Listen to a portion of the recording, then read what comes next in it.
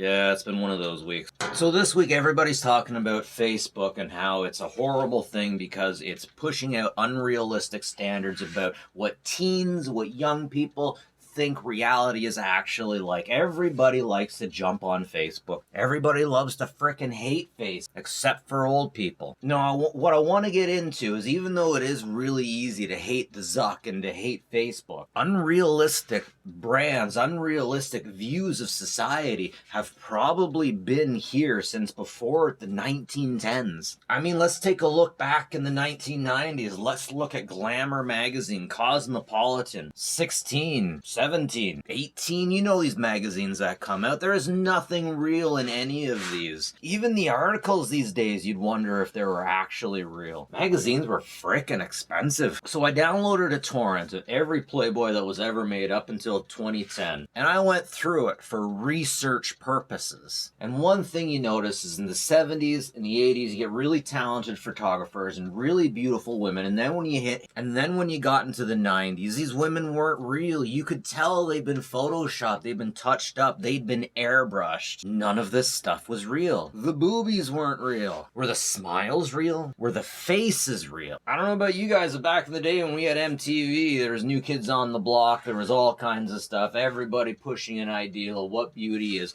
and how you could be beautiful so that you could be popular. Even back in the time before 24-hour newspapers, and all you did to be social was you went to church, and after church they usually had a social event. Even there, when they were pushing like Christian ideals, reality really wasn't there either, I find. You find people trying to push an altruistic idea of what perfection was, about what you needed to be. Now let's say we cut all of these things out. Let's say there's no much music, no television, no internet, no church, no society saying what we should be. I think that if you got kids together in their group, when you send kids off to high school, you get these problems to begin with. There's a lot of people that are at the bottom of the pecking order that just kind of fade off into the background and start homeschooling or start going to other schools, and things just don't work out for them. What I'm trying to say is you don't need Facebook to see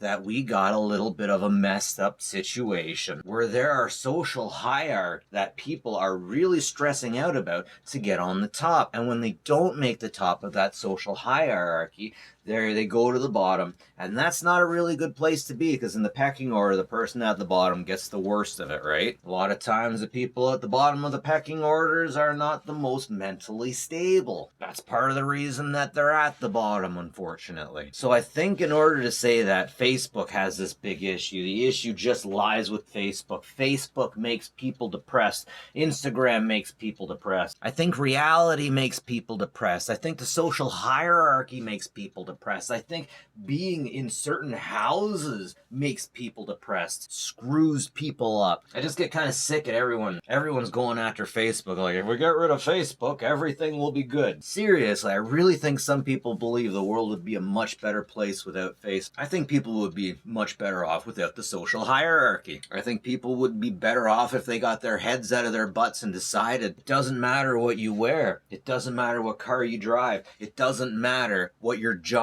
is. What matters is the content of your personality, being able to get out there and to fight the demons of ignorance, greed, and selfishness. I think the world would be a much better place if we could focus our energy on just taking down the giant monster within us and out there of ignorance and greed. So I definitely don't think that the problem that society is having with Facebook is all Mark Zuckerberg's problem or all Facebook's problem to begin with. It seems as if the internet had been there, and then society was crapped up onto it, and out of it grew social media, where social media is really just a reflection of ourselves. And we look at this techno-organic reflection of ourselves, we have a good look at it, and we decide we don't like it. But once again, it's a reflection of ourselves. There's a lot of people out there that point at the people on the far right saying, People on the far right are using social media to get their disinformation to go through. Ladies, people have been using society and conversation in general to push their stupid ideas. If we don't have Facebook, they're going to find other places to push their stupid ideas, and in this small town, it's a local coffee shop. But at the same time, we can use parties and raves to say that the far left pushes their own crazy bullshit. We have nothing left to lose but our chains, brothers. Let's take down the establishment. Viva la revolution, right? We all got our crazy ideas. But the thing is, now the internet has them. They're out there. They're on display so that we can all see them. Kids have been hurting themselves and other people because of what's going on in society, even long before social media popped up.